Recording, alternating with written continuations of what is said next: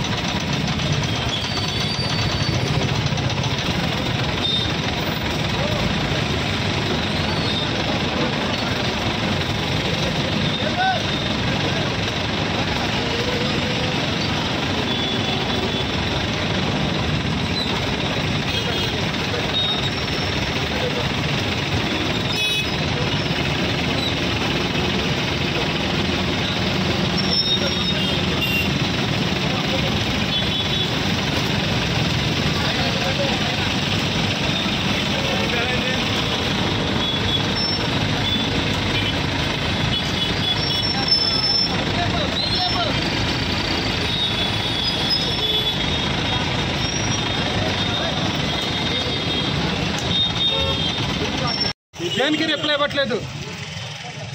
ఇప్పుడు ప్రైవేట్ ప్రాపర్టీలో ఇచ్చేయడం వేరు, గవర్నమెంట్ ప్రాపర్టీలో మేము వస్తాం ఊరుకోరు.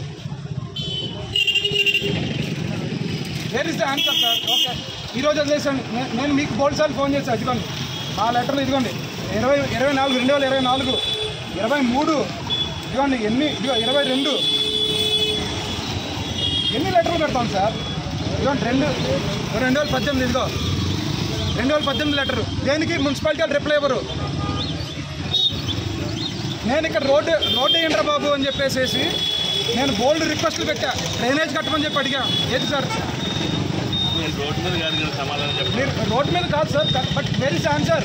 నేను రిటర్న్గా లెటర్లు ఇచ్చి పెట్టాము. మాకు ఆన్సర్ ఏంటి? ఏమున్నాయి సార్? ఏముంటాయి సార్? ఇదిగో క్లియర్గా చూపిస్తున్నాగా.